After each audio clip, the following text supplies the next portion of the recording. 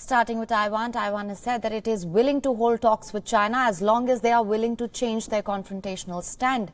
Offering an olive branch to China in her New Year's message, Taiwanese President Tsai Ing-wen said that the self-ruled island is ready to hold meaningful dialogue with Beijing as equals. Tsai added that Taiwan's position is becoming more and more important in the Indo-Pacific region. 面对两岸关系，我们不会冒进，也会坚守原则。只要北京当局有心化解对立，改善两岸关系，在符合对等尊严的原则下，我们愿意共同促成有意义的对话。 China cut off a formal talks mechanism with Taiwan in 2016, and the country has repeatedly rejected Tsai's initiative to hold talks, saying that she has to first accept that Taiwan is a part of China, and Taiwan has time and again criticized China's growing military activity near its shore.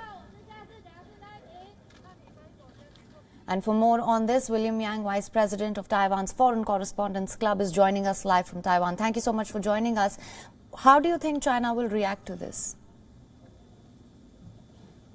So it's probably very highly expected that China is going to ignore the message from Tsai Ing-wen, which is supposed to be another olive branch from Taiwan, because as we've seen since 2016, the Xi Jinping government basically have rewritten the foundation and the principles for both sides on the Taiwan Strait to initiate any kind of exchange, which is that the principle is that Taiwan needs to recognize that it is part of China. But obviously, under the Tsai Ing-wen administration, that has become more and more unlikely in Taiwan due to both the rising Taiwanese people's recognition of themselves as Taiwanese but not Chinese, and also the fact that the willingness to defend Taiwan's sovereignty has reached a historic high. So basically, Tsai's speech, again, is probably going to be another attempt that's not really going to ignite or initiate or trigger any kind of meaningful response from Beijing.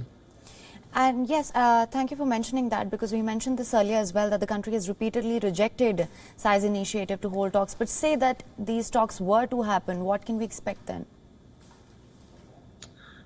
I think the most important part from the Taiwanese government is to actually try to ensure that Beijing is going to de-escalate its military actions around Taiwan. Just yesterday, the Ministry of National Defense released a data that says that 338 Chinese fighter jets have been deployed to circle around Taiwan or flying into Taiwan's air defense zone over the last year. That's a historic high, and we've basically been receiving a lot of warnings or news about Chinese aircraft flying into Taiwan's AZID every single day. So, and Taiwan is on a very, very tight defense schedule in terms of like monitoring all kinds of different military actions from China. So I think that will be the priority if any kind of dialogue were to happen between Tsai Ing-wen and Xi Jinping.